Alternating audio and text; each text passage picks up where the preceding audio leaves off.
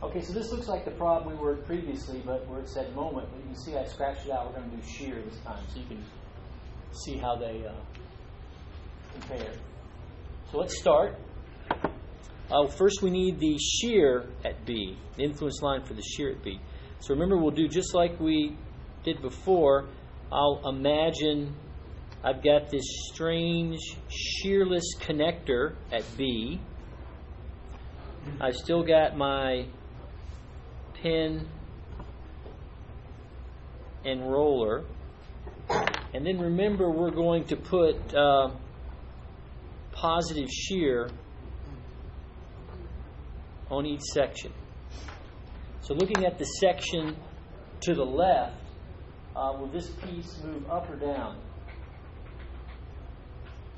It's going to go down. So the qualitative shape of the influence line will look like that. And on the right-hand side, up or down? Up. So we quickly figure out the shape of my influence line. So let's see if I can quantify that. So I'll come back over here now and say the shear at B, and I'll draw it out.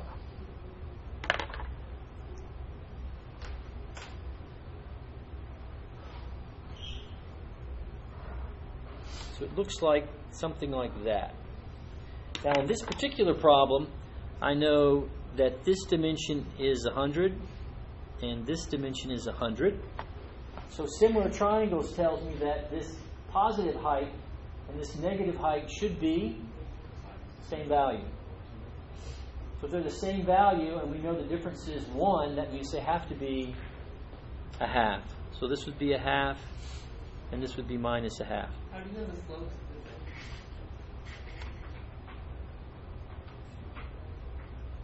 They always are.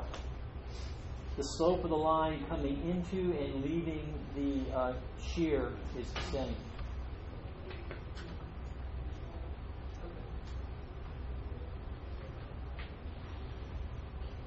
Not so in the moment. Yeah. But on the shear, it works like that. At the connector.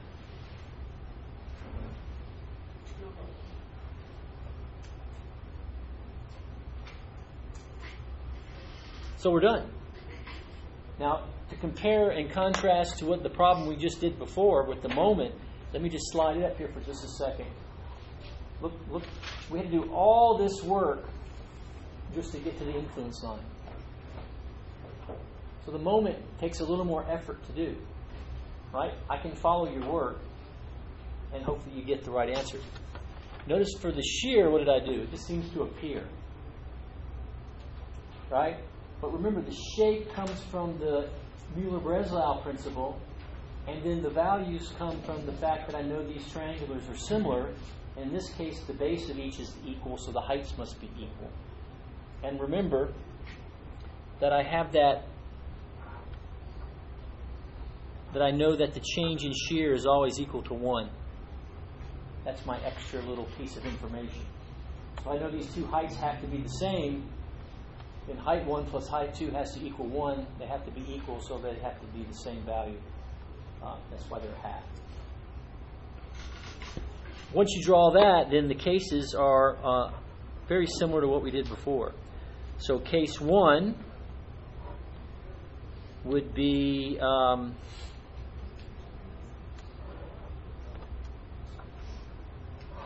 so now I'm looking for the shear at B, and it has a value that looks something like this.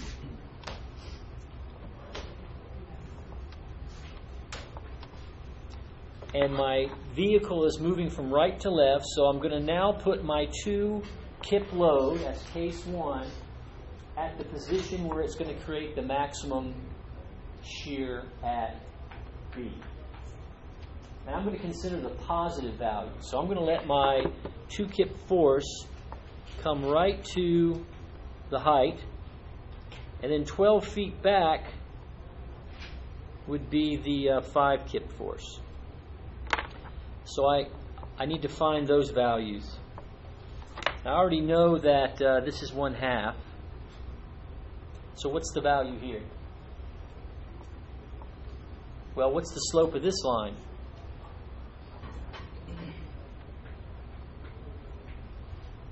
Well, rise is 1/2 over a run of 100.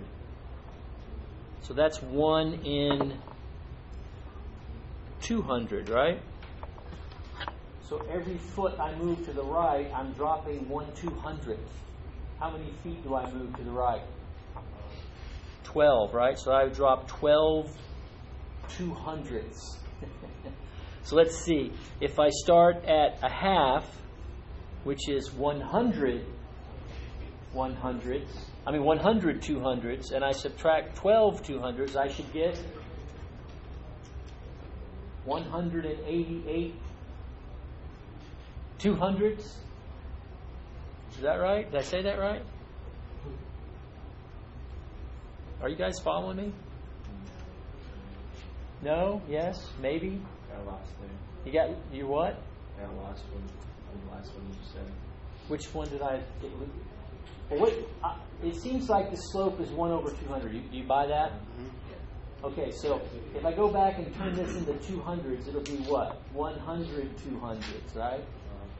And if I subtract in 12 200s, I should get 88 200ths. You buy that? Yes. I don't know what that fraction turns out to be, 47. but I'll just leave it as 88 over 200. So now the shear at B is going to be 2 kips times 1/2 plus 5 kips times 88 divided by 200. I can't do that in my head. What is that? 11 25. 11 25ths? 11 over 25. Yeah. 88 over 200. No, the whole thing. Oh. What's that? Multiply it by 5 and Oh, add 1 to it. I can do that. That's 1. See, that would be 40. It looks like it's going to be... What is it? 3.2. 3.2. I like that. So that'd be 3.2 kips. Now, if I let the 2 kip go just to the left and it would drop down to -5, that would make this even smaller, right? So that's not going to affect the positive equation. All right, so case 2 would be what? Well, I'm going to have the same influence line that we just saw,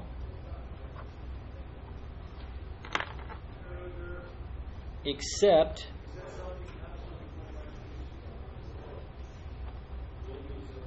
I'm going to allow the truck to move farther to the left so that the 5 kip force is at the top and 12 feet forward is the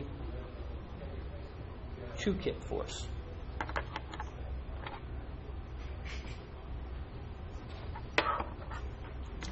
So I still know that I'm here at the top of the hill, so I know that value. And now this one's gone negative on me. See that? Well, it's the same slope as before, so if this one 12 feet was 88 over 200, this is going to be negative 88 over 200. This is going to be positive 1/2. So the shear at B for case 2, this was case 1, would be 2 kips times negative 88 over 200 plus 5 kips times positive 1/2. What's that equal to? 1.62. Well, that's smaller, so it looks like 3.2 is still doing it. Now, there is one possibility that I let the 5 kips just move to the left a little bit, so now it becomes negative. So there is a possibility that for this case, there's a second condition. My 2 kips is still at negative 88 over 200, but my 5 kip has moved to minus 1/2. What's that equal to? It should come out to be negative.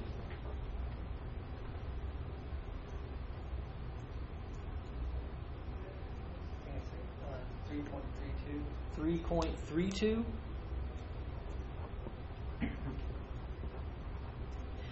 Now, if you look at all these, 3.38? Yeah. 3.38. So if you look at all of these, which one is the biggest? The last one. Remember, sign is just direction. So actually the maximum moment, the maximum shear is going to be a negative shear of 3.38 kips.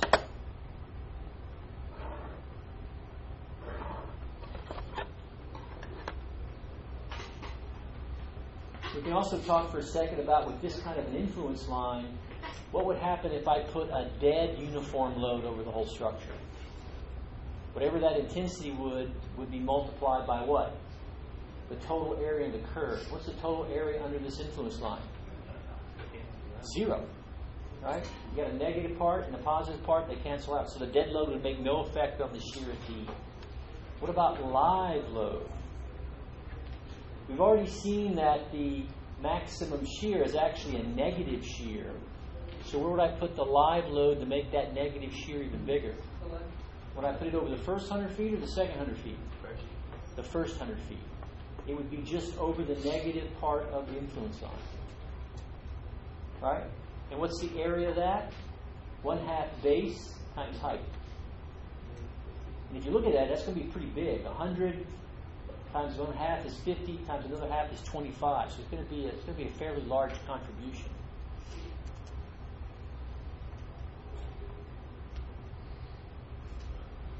Did you follow that?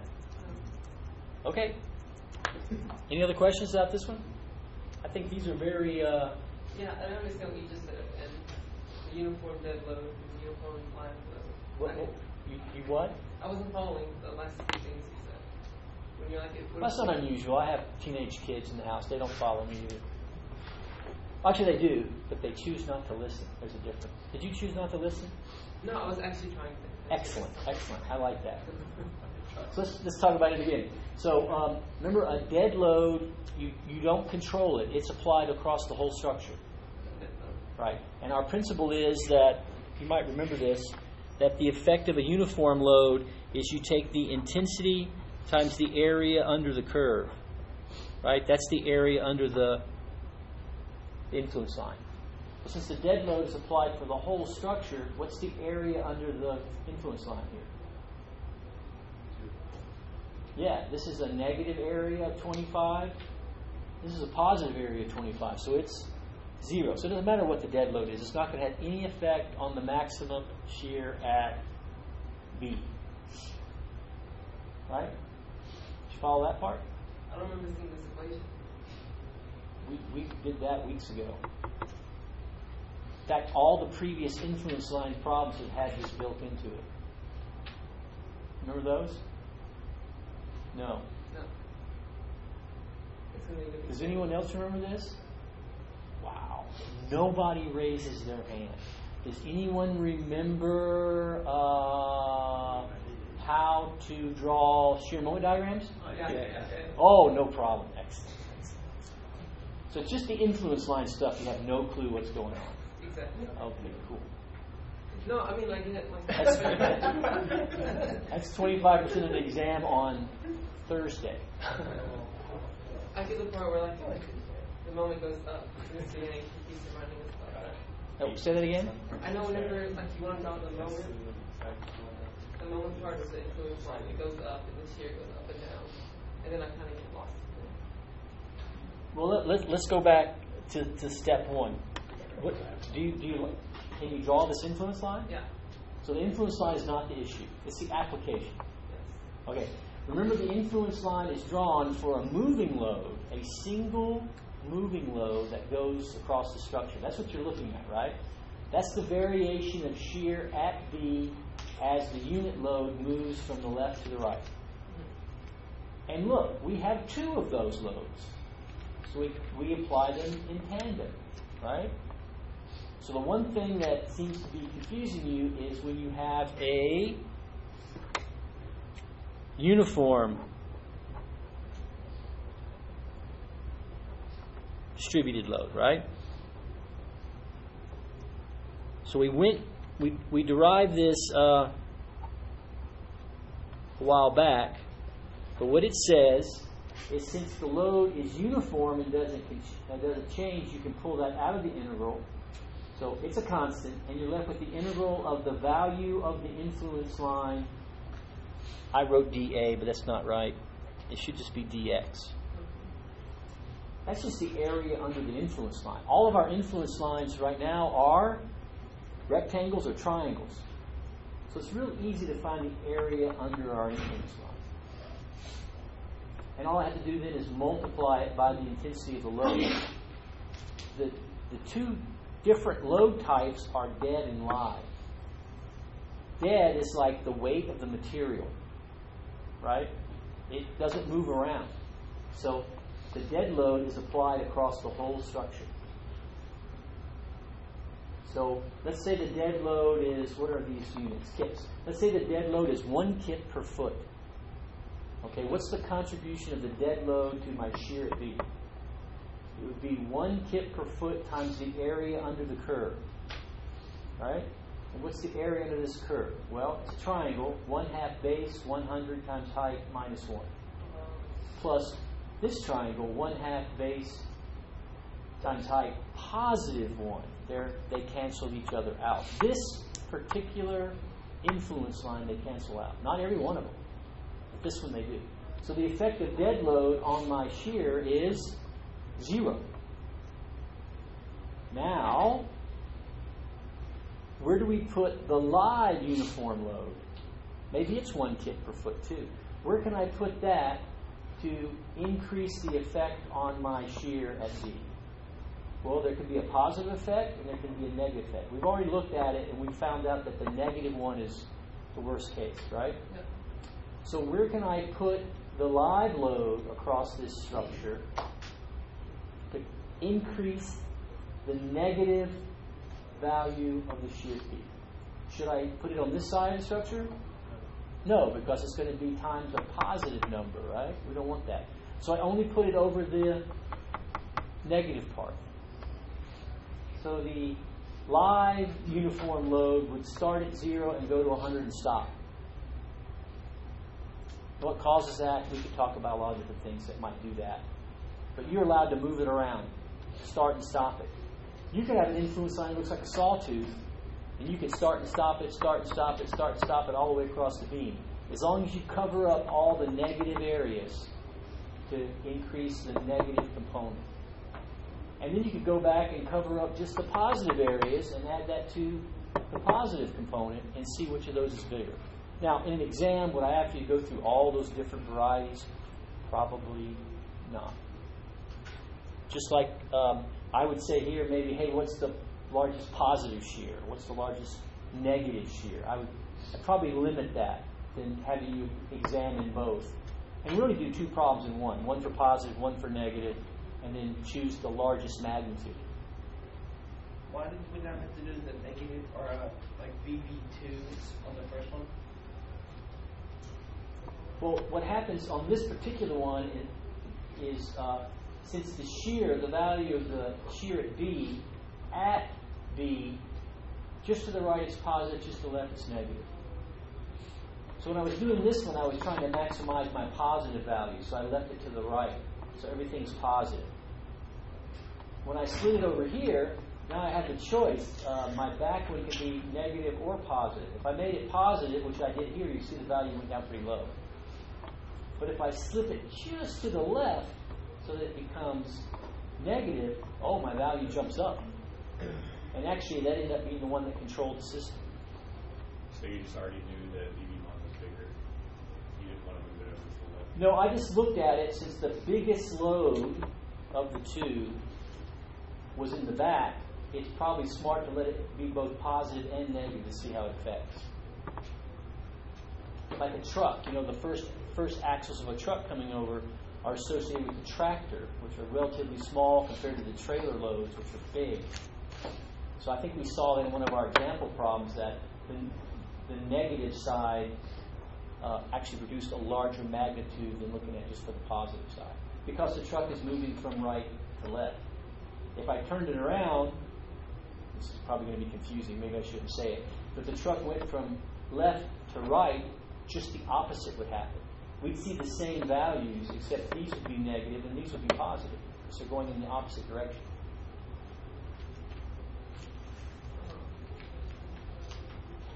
And most structures are two-way, so you're going to get both those results. So that's why you're only really curious in the maximum value. Okay, I think maybe we should work some more of these.